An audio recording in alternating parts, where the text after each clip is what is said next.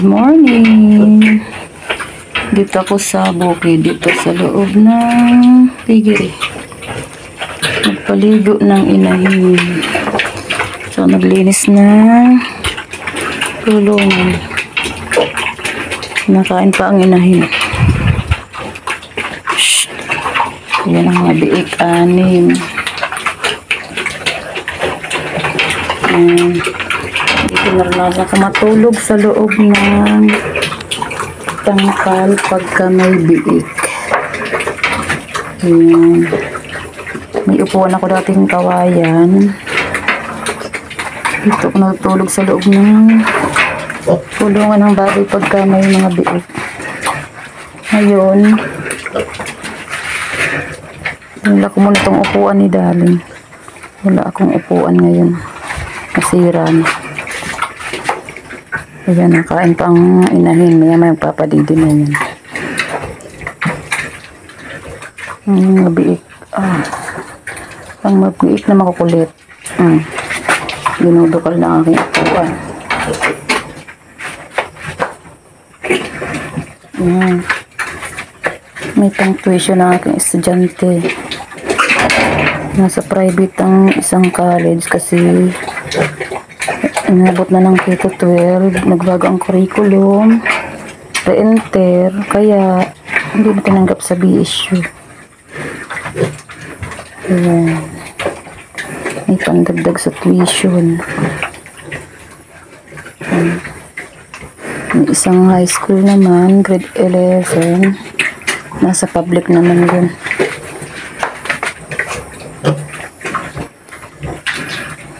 Tagal bang kumain ng inahin. Magpapabili pa ng biik patapos na. Nagkukulit na ang mga biik dito. Nagpapadili na ang inahin. Ayan. Ganito lang ang buhay ko dito pagka may biik.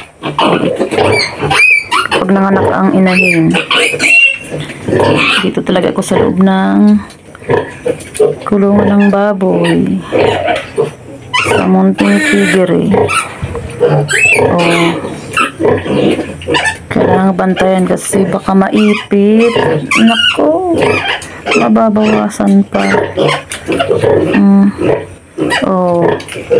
Nabili na sila.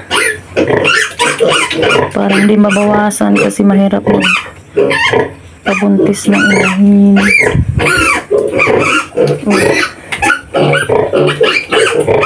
Unang anak yan, 6.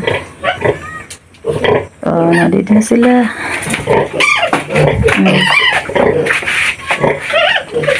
Ayan.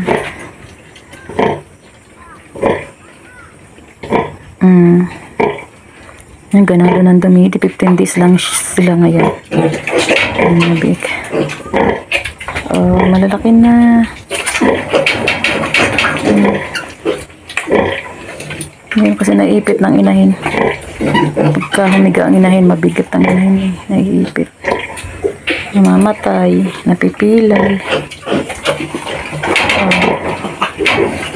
Ayan, tapos na agad magpadidi. Saglit lamang.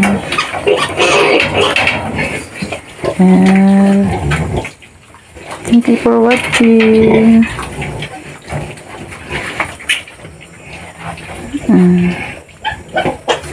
Please subscribe my channel.